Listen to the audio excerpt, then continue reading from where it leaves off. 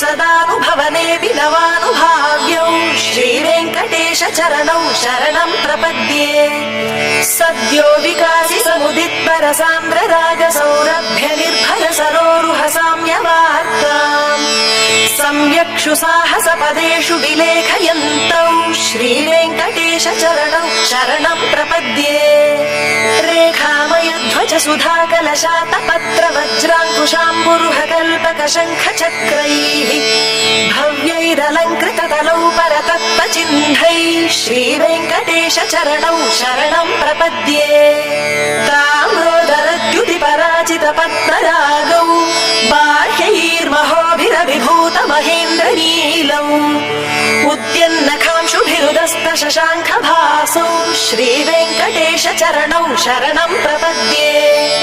सप्रेम भीति कमलाकर पल्लवाभ्याम् संवाहनेऽपि सपदि क्लममादधानौ कान्ताववाङ्मनस गोचर सौकुमार्यौ श्रीवेङ्कटेश चरणौ शरणं प्रपद्ये।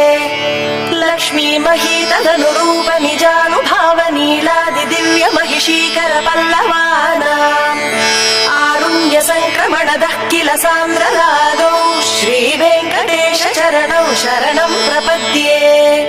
निद्यानमद्विति शिवादि किरीट कोटि प्रत्युत्त दीप्त नवरत्न महप्ररोहैः नीराजनाविधि मुदारमुपादधानौ श्रीवेङ्कटेश चरणौ शरणं प्रपद्ये।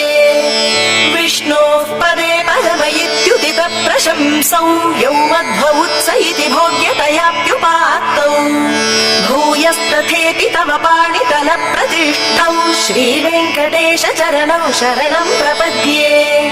पार्थाय तत्सदृश सारथिनात्मयैव यौ दर्शितौ स्वचरणौ शरणं व्रजेति भूयोऽपि मह्यमिगतौ करदर्शितौ ते श्रीवेङ्कटेश चरणौ शरणं प्रपद्ये।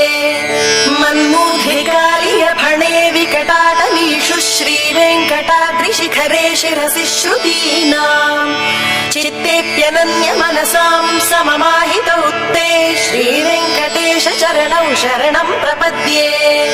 अम्लान हृष्य तव नीदल कीर्ण पुष्पौ श्रीवेङ्कटाद्रिशिखराभरणाय मानौ आनन्दिताखिल मनोनयनौ तवैतौ श्रीवेङ्कटेश चरणौ शरणं प्रपद्ये। प्रायः प्रपन्न जनता प्रथमावगाह्यौ मातुस्तनाविव शिशोरमृताय मानौ प्रातौ परस्पर तुलामतुलान्तरौ ते श्रीवेङ्कटेश चरणौ शरणं प्रपद्ये।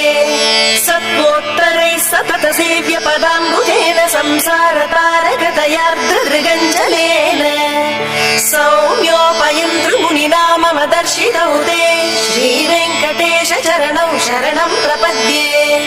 सत्त्वोत्तरैः सतत सेव्य पदाम्बुजेन संसारतारक